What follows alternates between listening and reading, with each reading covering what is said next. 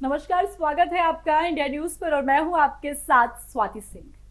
बागेश्वर धाम के धीरेन्द्र शास्त्री के बाद एक और बाबा इन दिनों चर्चा में है। इस बाबा का नाम है संतोष सिंह भदौरिया उर्फ करौली बाबा।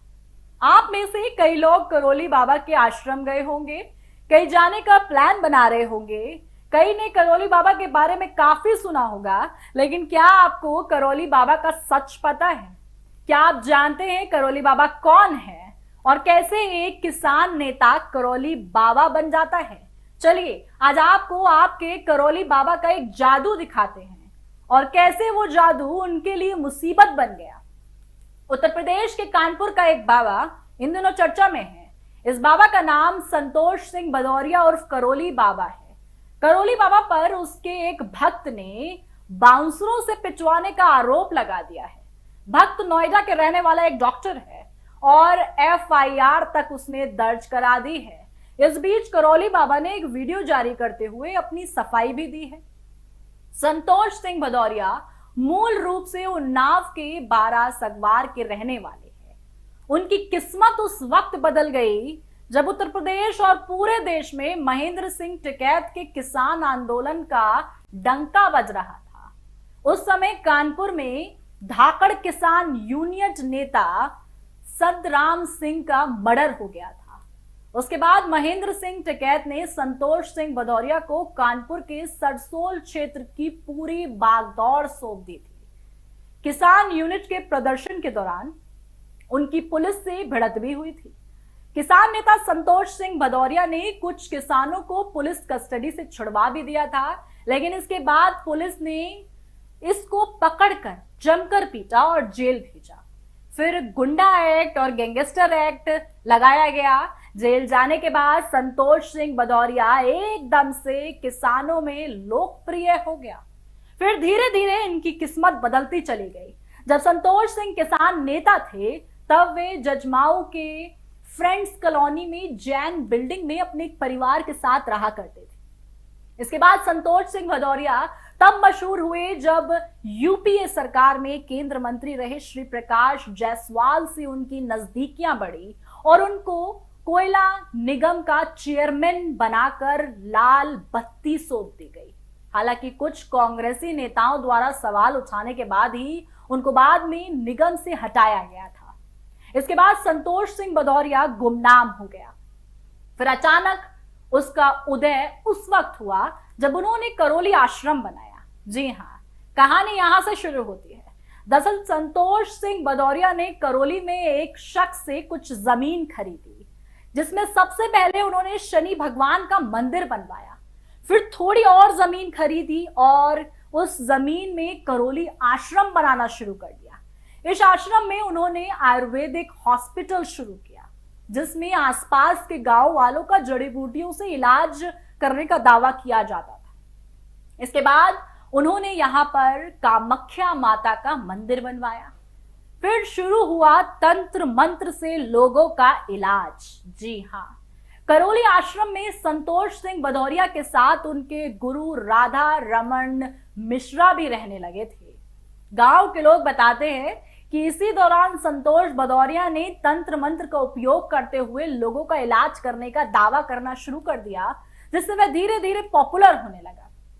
फिर जब उनके गुरु राधा रमन विश्व की मौत हो गई तो उन्होंने उनकी मूर्ति अपने आश्रम में लगवाई और खुद करौली सरकार या करौली बाबा के नाम से मशहूर होने लगे और 3 साल में बना लिया करोड़ों का साम्राज्य।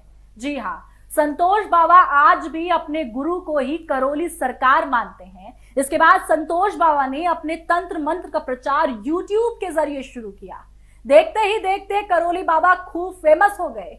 करौली बाबा ने बनने के बाद, अपना नाम बनाने के बाद धन की वर्षा उन पर होनी शुरू हो गई। इसके बाद संतोष बाबा ने 3 साल में करोड़ों का अपना साम्राज्य बनाकर खड़ा कर लिया। उनका आश्रम 14 एकड़ में फैला है। आश्रम में प्रतिदिन 3 से 4 हजार लोग पहुंचते हैं। कार्तिक पूर्णिमा पर यहाँ विशेष आयोजन होते हैं। आश्रम में पूरी सुविधाएं हैं। आश्रम में 2 मंदिर हैं, एक शनि मंदिर तो दूसरा मां कामाख्या का मंदिर। साथ ही करौली सरकार यानी राधा रमन मिश्रा की प्रतिमा लगी हुई है। भक्तों से मिलने से पहले संतोष सिंह भदौरिया माता कामाख्या की पूजा करते हैं, फिर करौली सरकार का आशीर्वाद लेकर प्रवचन करने बैठ जाते हैं। यहाँ आने वाले भक्तों को सबसे पहले 100 रुपए की रसीद कटवानी पड़ती है, उसके बाद करीब 5,000 रुपए से ज्यादा का खर्च आता है। इस आश्रम में हर समय हवन होते रहते हैं। हवन करने का मंत्र करौली बाबा यानी संतोष बाबा खुद देते हैं। इस हवन का खर्चा 50,000 से लेकर 1 लाख तक आता है। अगर कुछ खास कराना चाहें तो खर्चे की कोई सीमा नहीं है। आश्रम में पूजा सामग्री की दुकानें हैं। हवन करने का सामान भी आपको आश्रम में ही लेना पड़ेगा, मतलब आश्रम का पैसा आश्रम में। बागेश्वर धाम की तरह यहाँ भी लोग अपनी मनोकामना की अर्जी लगाते हैं। फर्क सिर्फ इतना है, बागेश्वर धाम में अर्जी लगाने का कोई पैसा नहीं लगता, लेकिन यहाँ 100 रुपए की रसीद कटवानी पड़ती है। इतना ही नहीं, आश्रम में हवन करवाने वाले पंडितों की एक पूरी टीम है। हर समय कम से कम 2 दर्जन लोग हवन करते हैं। आश्रम में चारों तरफ हवन के मंत्रों का गुंजामान होता रहता है। आश्रम में पैसों का हिसाब करौली बाबा के 2 बेटे लव कुश करते हैं। आज के समय में संतोष बाबा के करौली आश्रम में बड़े बड़े अधिकारी और राजनेता आते हैं, लेकिन अब संतोष बाबा उर्फ करौली बाबा की मुसीबतें बढ़ गई हैं। इस बार एक डॉक्टर ने करौली बाबा की मुसीबतों को काफी बढ़ा दिया है और वो फिर से सुर्खियों में आ गए हैं। डॉक्टर ने करौली बाबा पर पिटाई करवाने का आरोप लगाया है। आरोप के मुताबिक डॉक्टर ने करौली बाबा से चमत्कार दिखाने को कहा था, जिसके बाद उनके बाउंसरों ने उसकी पिटाई की। इस मामले पर बाबा संतोष सिंह भदौरिया का कहना है कि हमारे यहाँ कोई मारपीट नहीं होती है। हमारे आश्रम को बदनाम करने के क्षेत्र के लोग ही कोशिश कर रहे हैं, उन्होंने ही आरोप लगाया है। हमारे आश्रम की बढ़ती लोकप्रियता से लोगों को जलन हो रही है। क्या आप भी करौली बाबा के आश्रम में जा चुके हैं? आपकी इस पर क्या राय है? क्या आप जाने का सोच रहे हैं? क्या करौली बाबा जिस तरीके से फिर से चर्चा में हैं, सुर्खियों में बने हुए हैं, क्या आपने करौली बाबा का कोई चमत्कार देखा है? क्या आपके घर में लोगों को करौली बाबा के यहाँ जाने के बाद कुछ फायदे हुए हैं? कमेंट बॉक्स में करौली बाबा को लेकर अपनी राय जरूर पेश करें। अभी के लिए मेरे साथ बस इतना ही। देखते रहें इंडिया न्यूज। धन्यवाद।